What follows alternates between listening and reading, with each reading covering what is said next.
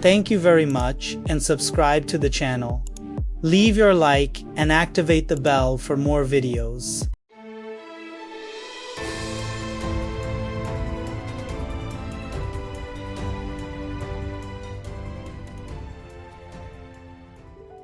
There's a certain kind of magic in forgotten things. Old books that still carry the scent of their first reader. Vinyl records with soft cracks between the songs. Faded postcards never sent.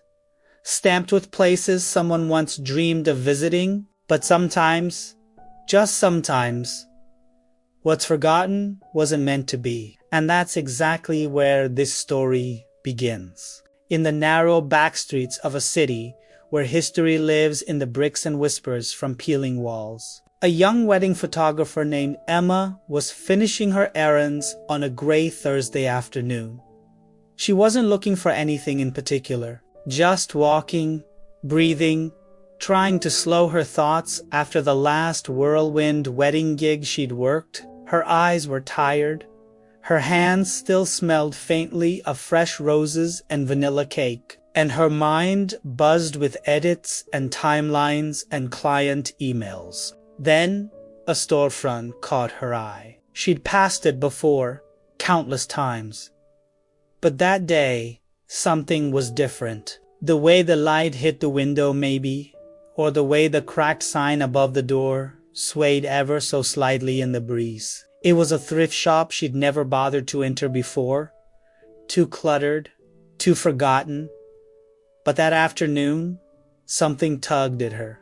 Akwayapu. Inside, the shop was a maze of clutter. Rows of mismatched dishes, coat racks with lonely scarves, shelves groaning under the weight of books no one had opened in years. But it was near the back, tucked between an old Polaroid and a broken projector, that she saw it. A camera, an old analog model, 1970s, maybe earlier. Real leather body, metal dials, the kind that made photographers fall in love with their craft. It wasn't flashy, it didn't sparkle or scream for attention. But something about it felt still, like it had been waiting.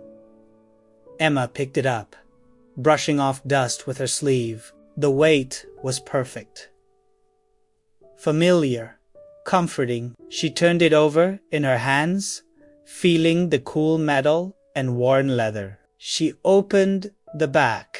There was a roll of film still inside. That's what caught her breath.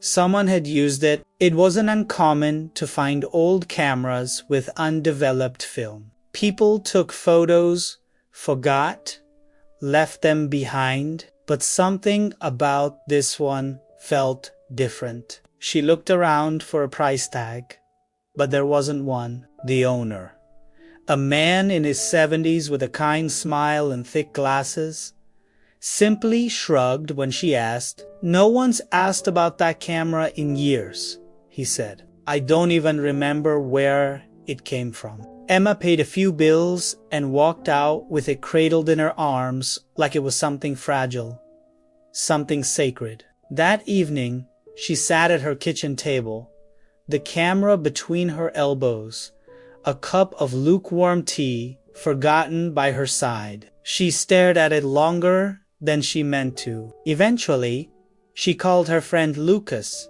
who owned a small photo lab 2 neighborhoods over. "Got something for you," she said. "Bit of a mystery." Lucas laughed. "That's what I like to hear." The next morning, she dropped off the film. They joked about ghost photos and secret love affairs. Emma told herself it was just curiosity, just a creative itch. But even as she laughed, a small part of her heart beat faster than it should have. Something inside her whispered. This wasn't just an old camera with forgotten film. She tried to forget about it. A full weekend of editing awaited her. She had a wedding album due Monday, a rehearsal shoot on Saturday, but her thoughts kept returning to that roll of film. What would she see? Forgotten birthday parties, a beach trip from 30 years ago. Someone's lost honeymoon. It was Tuesday afternoon when Lucas finally called. "You need to come down here," he said. His voice was quiet, strained.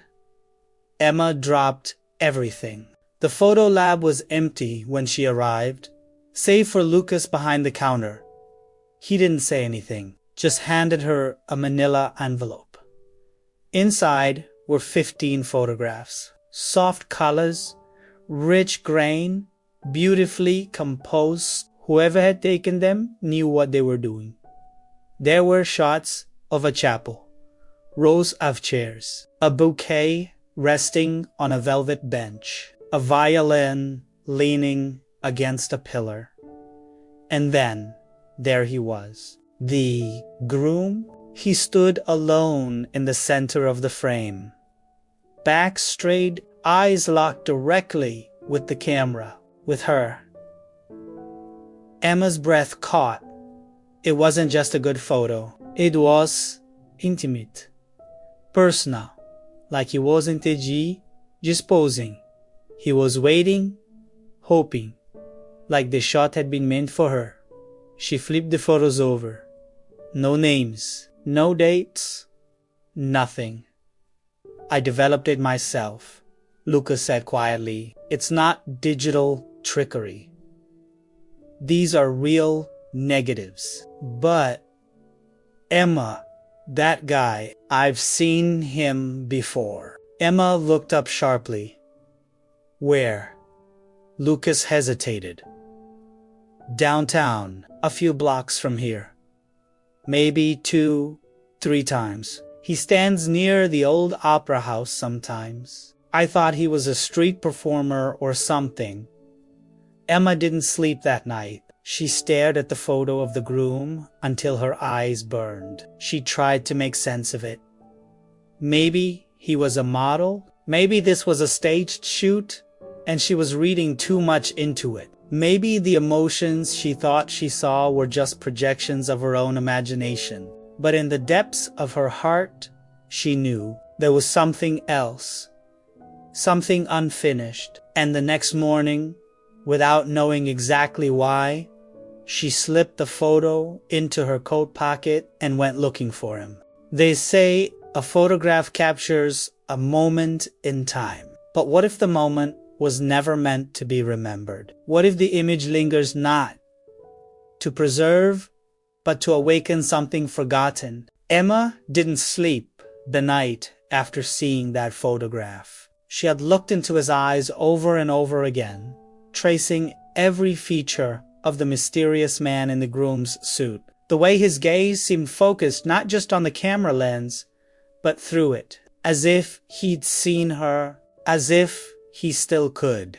The next morning, she woke before sunrise, the sky still deep blue and trembling on the edge of light. She didn't plan where she was going. She simply walked, pulled by instinct, by something unspoken that whispered from the image tucked inside her coat pocket. Downtown was just beginning to stir. Pulling up shutters, the scent of roasted beans curling through narrow alleys, streetlights blinking into silence as the sun nudged its way between buildings. Emma walked slowly, past the flower stand on 8th, the bookstore with the dusty awning, the steps of the old opera house, and that's where she saw him. He stood near the corner, beside a crumbling pillar, hands in his coat pockets, hair slightly tousled by the wind, dressed plainly. Nothing about him screamed for attention yet. Everything about him demanded it. It was him, the same man from the photo, the same eyes, the same calm, steady presence. Emma's breath caught in her throat. For a moment, she didn't move. She felt like she was standing inside a dream. And then, as if sensing her presence, he turned. Their eyes met. He looked at her. Really looked. And in that split second, she saw confusion flicker across his face. Recognition. No. Something deeper.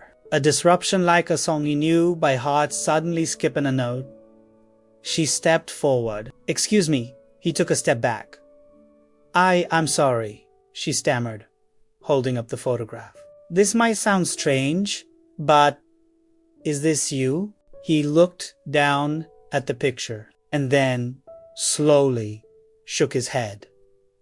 "No," he said, "that's not me. But it looks exactly like you," she insisted. "And this photo came from a camera I found in a thrift store. The film inside it, it wasn't staged. It's here. And this person is wearing a wedding suit, standing in a chapel, looking directly at the camera, looking directly at..." She stopped herself. He studied the image again, his brow furrowing. Then, almost reluctantly, he said, "It does look like me, but I've never been photographed like that. I've never worn anything like that. I've never..." He paused, looked at her again. "What's your name?" he asked. "Emma." He hesitated before answering. "Nathan." Emma noticed the way he said it, as if searching for certainty in the syllables, as if it were a name he hadn't used in a long time. "Can I ask something?"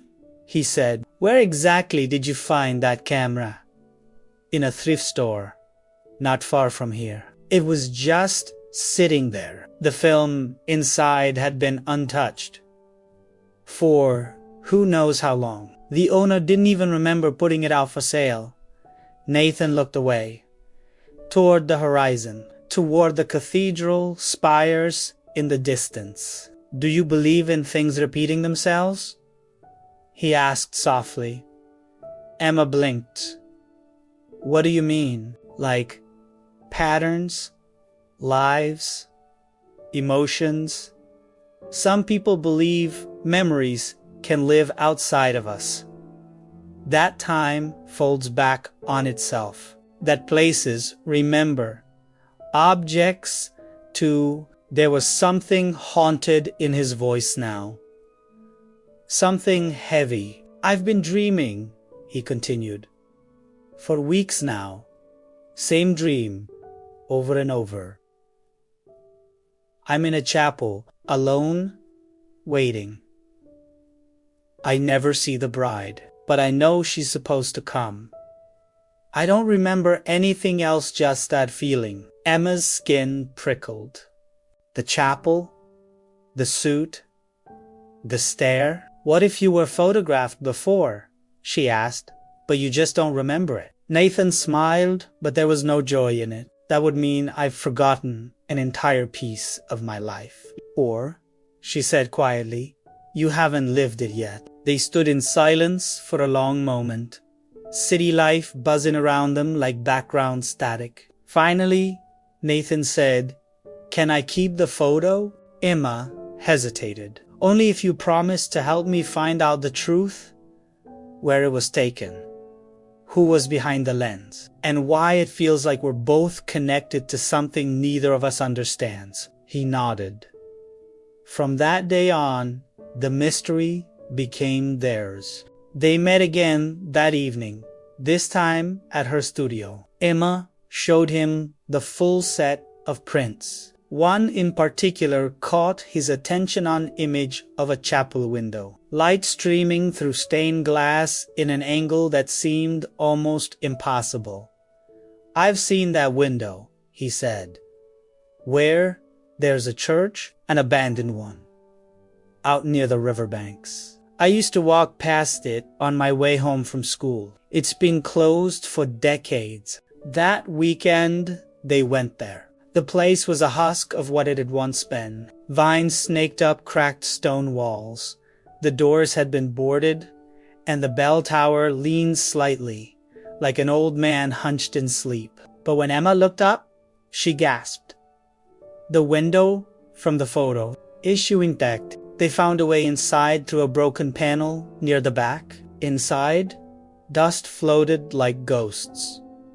Pews sat in silence. And at the far end, where the altar used to be, lay a scattering of withered rose petals.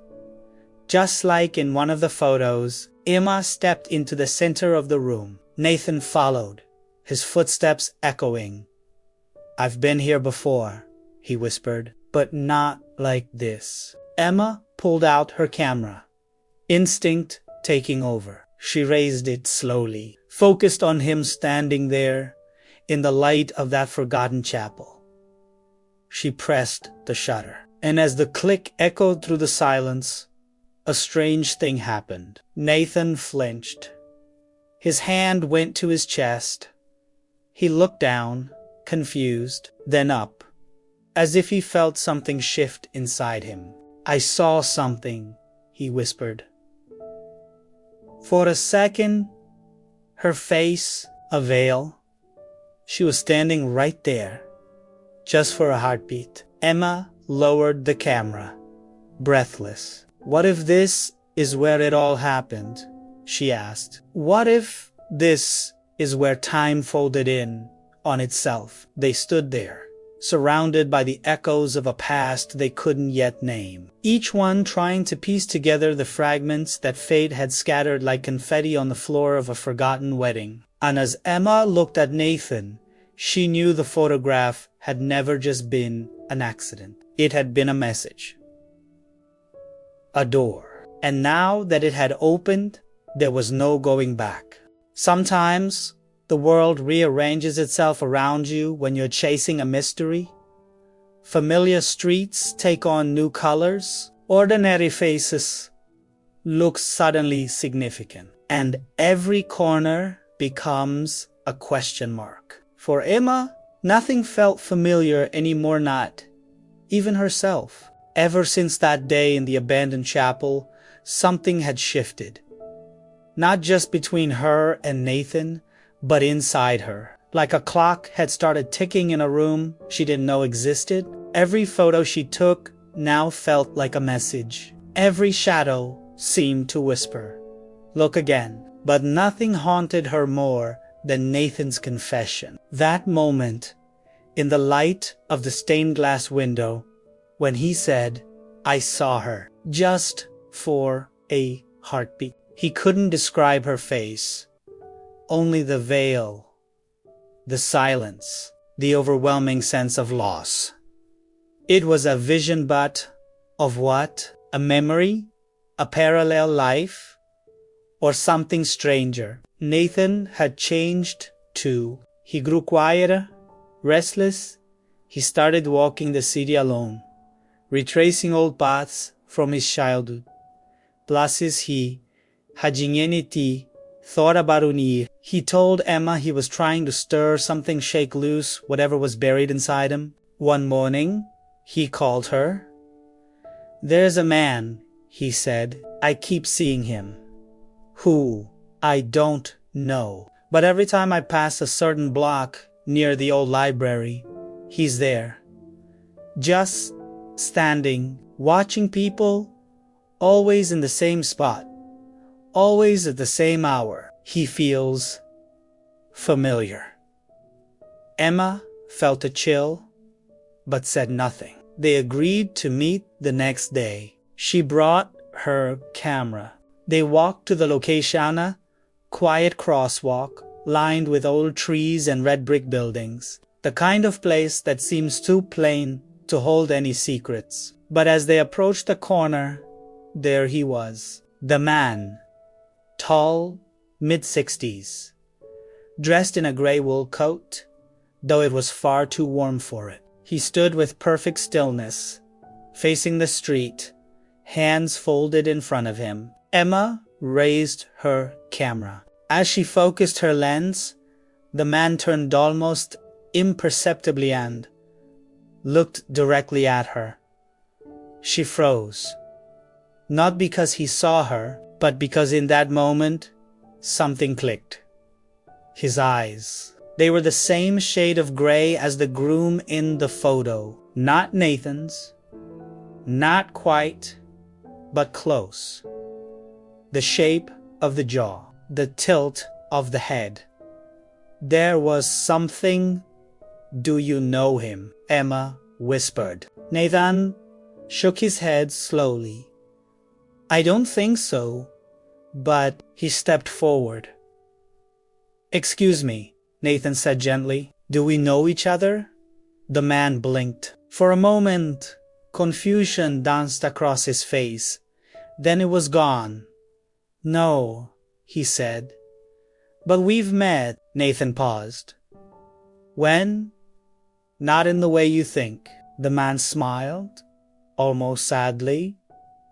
Do you believe in the echo of things? Emma stepped closer. Who are you? I was a photographer, the man said. Once, long ago, weddings mostly, until I stopped. Why? The man's gaze drifted toward the sky. Because one day, I took a photograph I wasn't meant to take.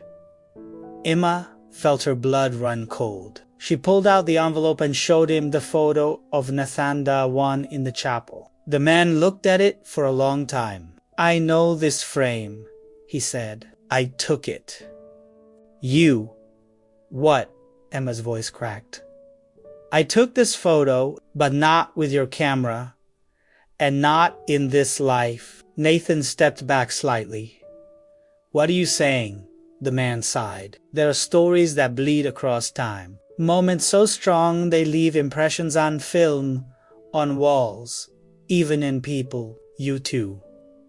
You're walking through the echo of a memory that was never resolved. Emma's hands trembled. Then who is he? Why was he waiting at that altar? I don't know his name, the man said, but I've seen his face many times. Always near weddings. That never happened. Always looking for something or someone. Emma looked at Nathan. Could it be you? I don't remember any of this, Nathan said. Not truly, just feelings, dreams. You wouldn't? The old man said softly.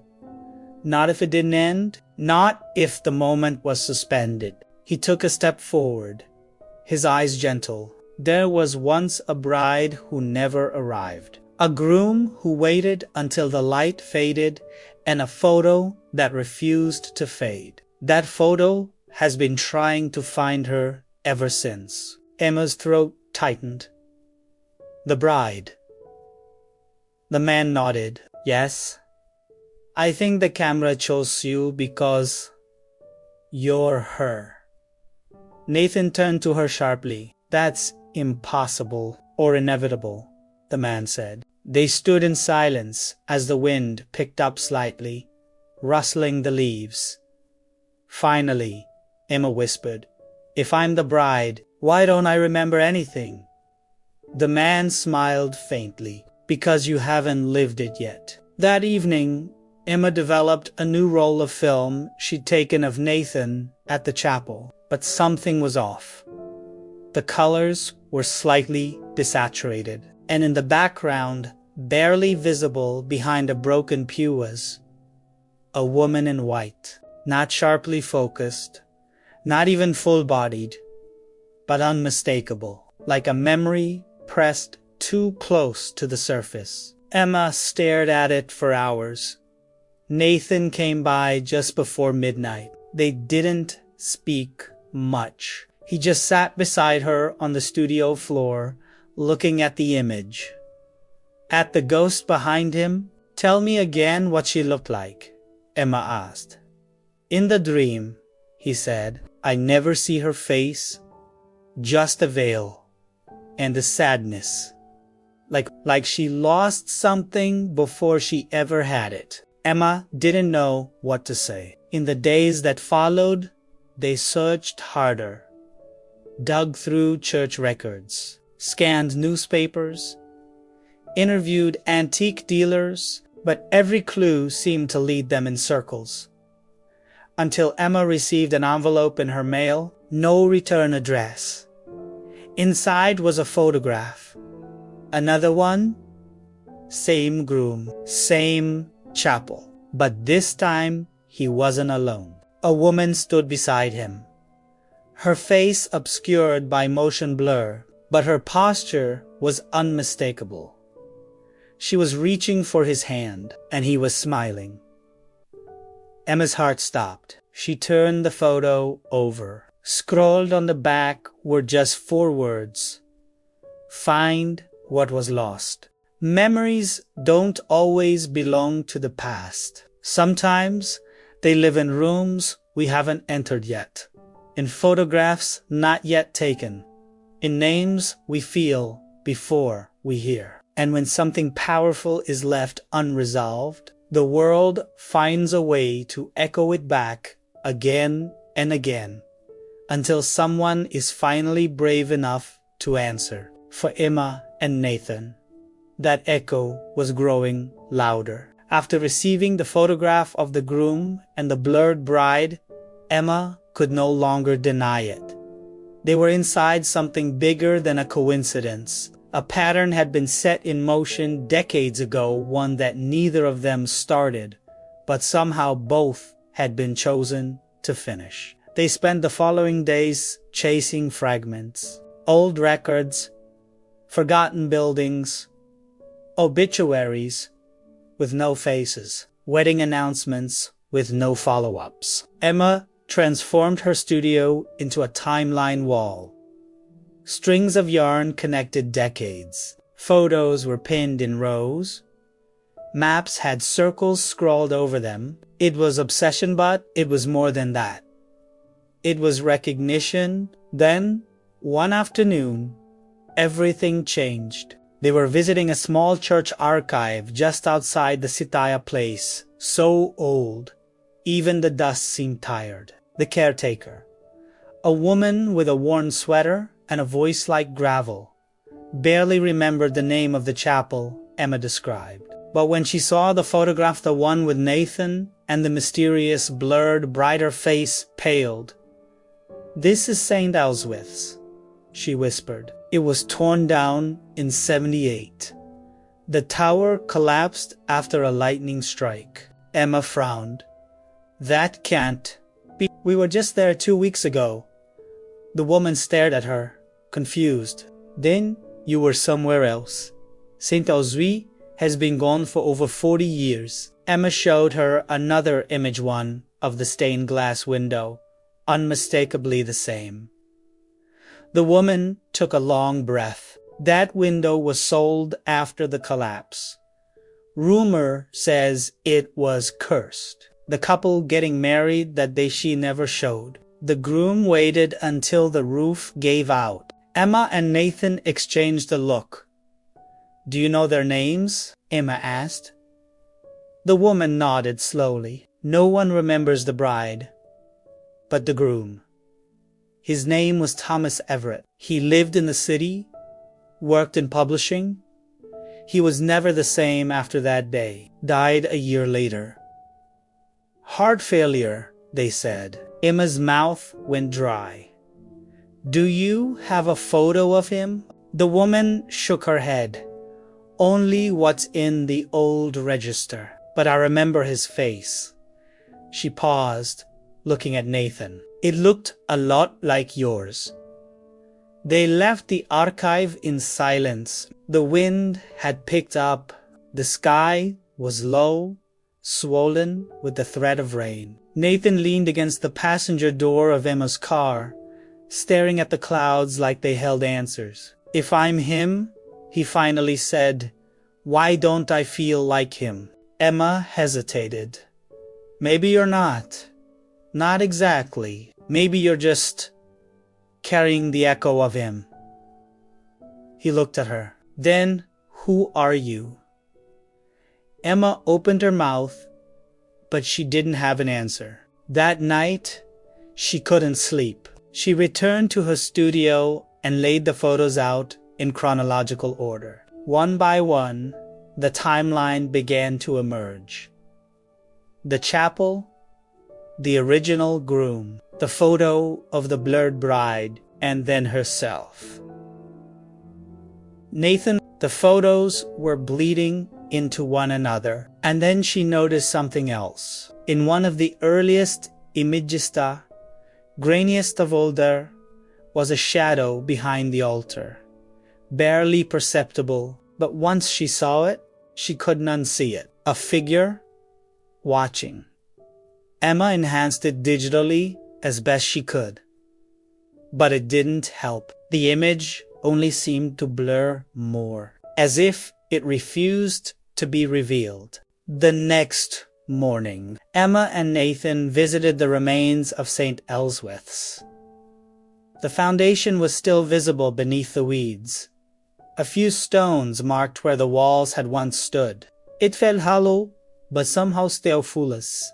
If something long buried was still listening. Nathan knelt in the center of the ruins, tracing the old tile pattern with his fingers. "I remember this," he said softly, not with words, with weight. Emma stood beside him.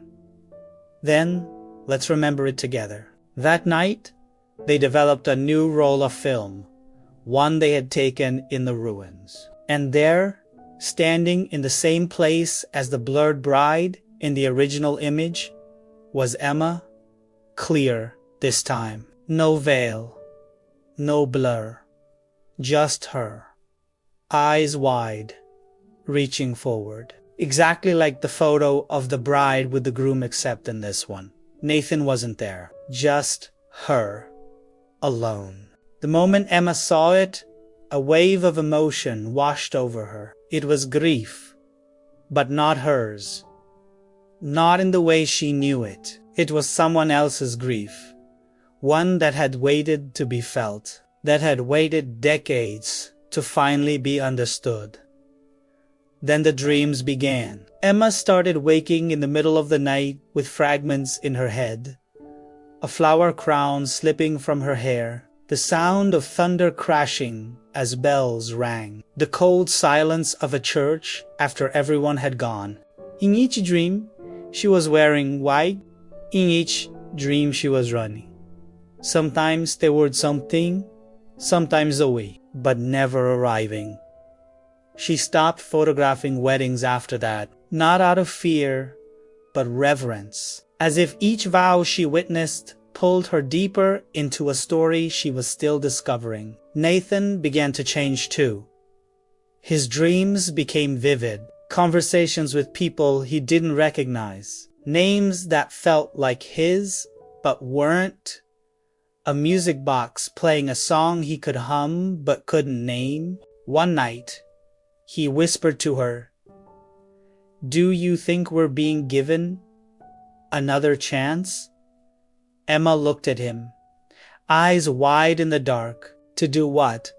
To finish what they couldn't. Days later, a letter arrived at Emma's studio. No return address.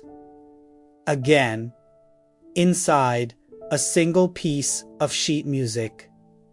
Handwritten. The title, Elswith's Last Waltz. And at the bottom, an inscription. For those who remember without knowing, Emma turned it over and gasped. It wasn't just paper. It was a photograph faded into the fibers. A wedding crowd gathered, petals falling, a groom and bride holding hands, smiling at each other in front of the chapel steps. And the bride was her. It was her face. Not blurred, not disguised, clear, present, happy. She stared at it for a long time before looking up at Nathan. "I think we've lived this before," she whispered. Nathan nodded. "And I think we're about to again." What is love, if not the memory of someone your soul already knows? Sometimes time is a river. Sometimes it's a loop. But sometimes it's a lock. And love, in its strangest, most persistent form, is the key turning slowly back toward what was once lost. Emma didn't believe in fate. Not until now. Not until a photograph from a stranger's camera showed her a man she hadn't met. I had already missed. Not until the pieces of an old, unfinished wedding began reassembling themselves in her life. And not until she looked at Nathan, standing beside her in the ruins of a forgotten chapel, and realized they were not just solving a mystery. They were the mystery. In the weeks that followed, everything began to fold inward. Their dreams became more vivid. Shared, even, Emma would wake and write things down, phrases she'd never heard, names she didn't recognize. Nathan began to draw floor plans of the chapel from memory, accurate ones down to the placement of candles. They tried to live normally, to walk through the world like everything was as it had always been. But ordinary things lost their weight. Coffee tasted distant. Music seemed familiar before it played. Even their reflections, at times, looked older, younger than they remembered. And through it all, the feeling grew stronger. Not infatuation, not convenience, but something deeper. Recognition. It was like falling in love backwards first. The ache of loss, then the memory of closeness, and only at the end, the beginning. One rainy afternoon, they sat on the floor of Emma's studio, surrounded by scattered prints. Nathan held the photo of the chapel wedding, the one with Emma's face and the smiling groom. I used to think, he said, that I was chasing a ghost, trying to remember something I couldn't reach. But maybe I was just waiting. For what? Emma asked.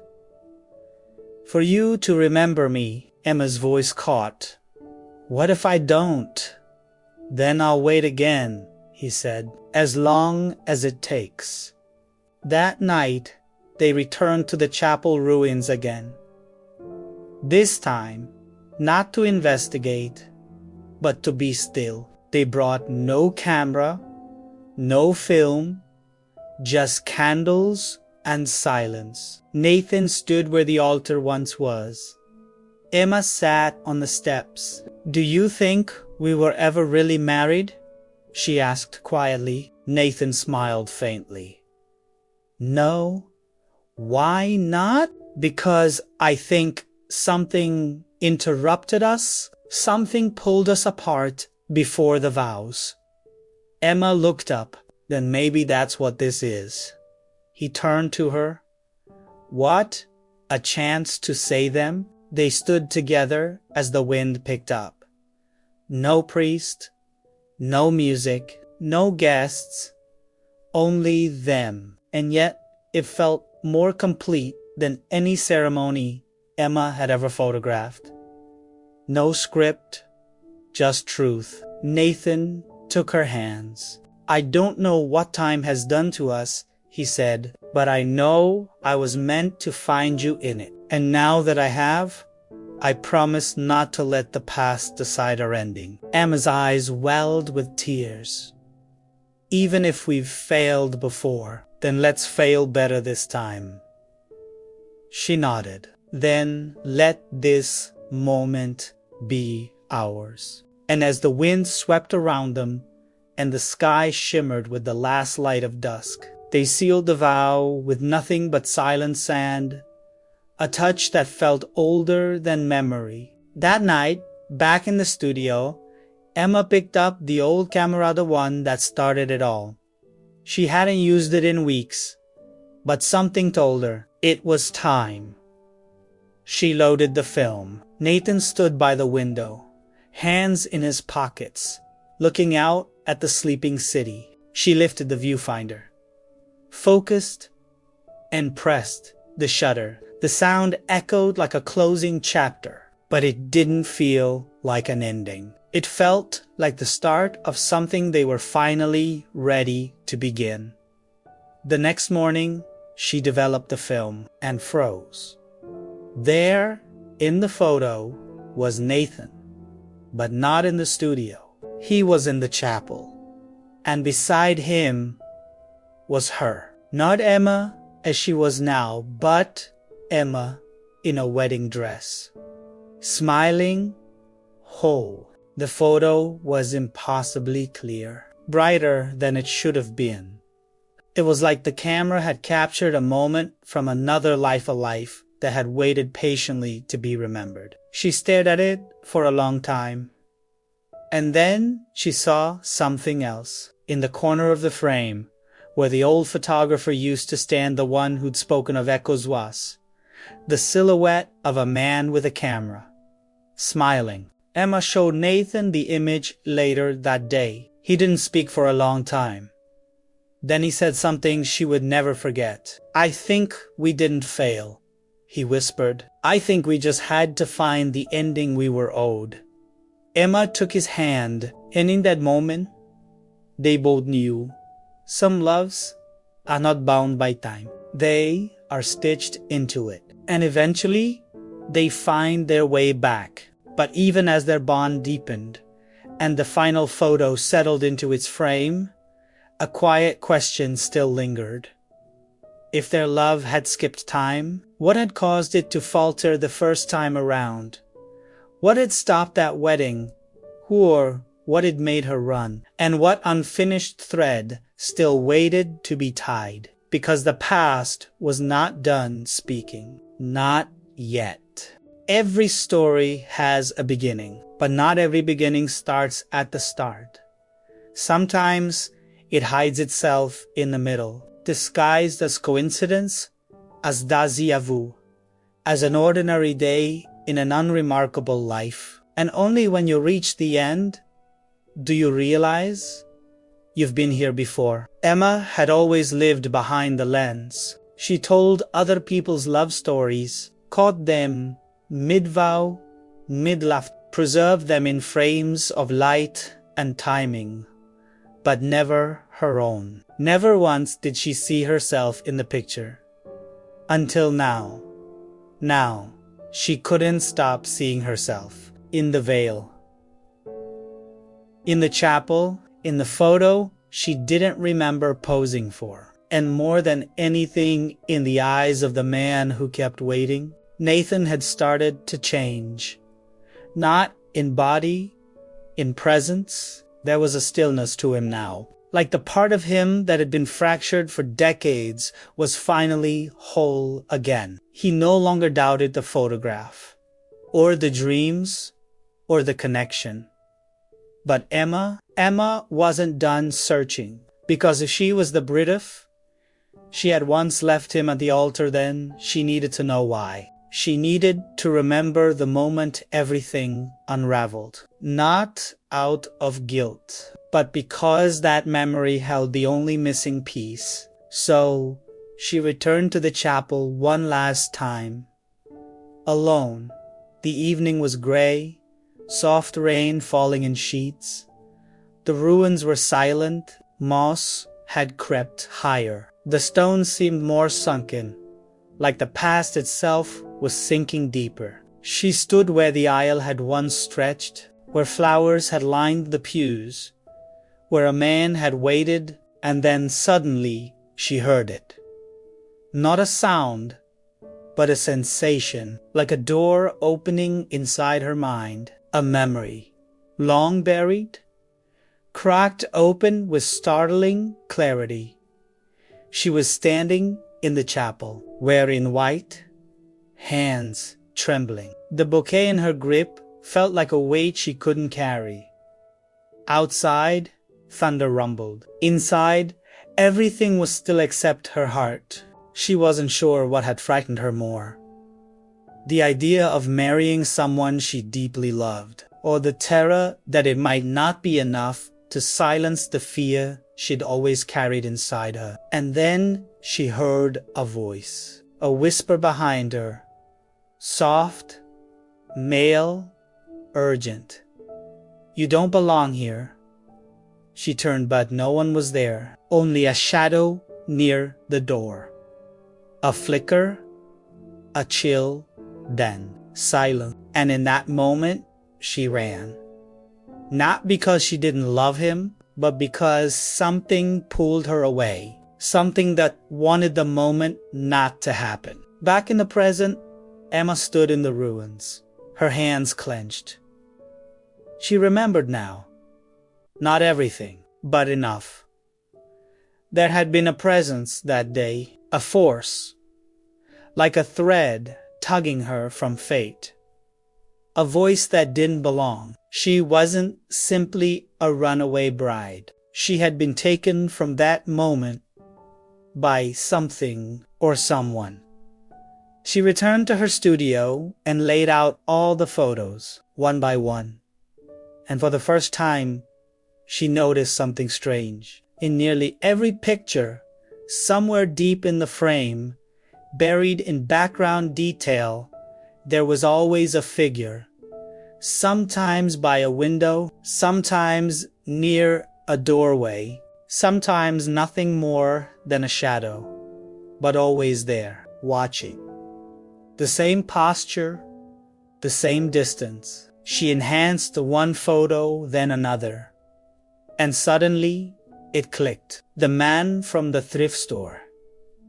The old photographer, the one who said he had taken a photo not meant to be taken. Emma drove to the shop, her heart pounding. But when she arrived, the storefront was dark, boarded up, dust-covered. A for-lease sign swung gently in the wind, as if it had been abandoned for years. She called the number, disconnected, asked around.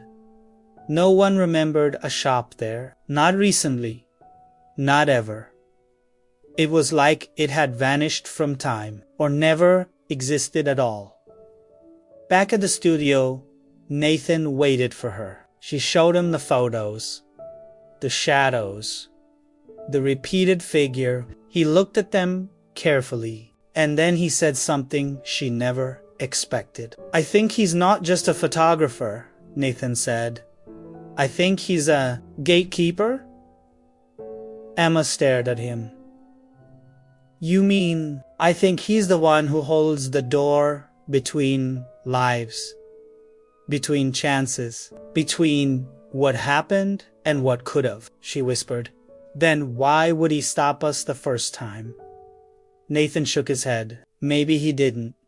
Maybe we stopped ourselves. Maybe we weren't ready then." He held up the final photo, the one she had taken in the studio with the old camera, the one that showed them together in the chapel, smiling, real. "I think this is the version of us that finally got it right." Emma took a deep breath. For the first time in weeks, her hands stopped shaking. They had found each other again. They had remembered. Not because someone told them to, but because their love had been strong enough to echo forward, to survive the gaps in memory, to survive time. Weeks later, Emma began a new photo series. Not weddings, not portraits, but echoes. She called it The Photograph That Waited. Each frame was quiet, poetic, filled with light and shadows that suggested more than they revealed. But the final piece in the series, a photo no one else could understand. Just a bride and groom, in a chapéu, their hands barely touching, and between them light pouring in from a window long since broken. In the years that followed, no more strange photos appeared. No letters arrived, no new dreams. Just life lived fully, together. But every anniversary, Emma and Nathan returned to the ruins of St. Elswith's. They would sit quietly, hold hands, and take no pictures. Because some moments are finally at peace and do not need to be remembered, only lived. The end.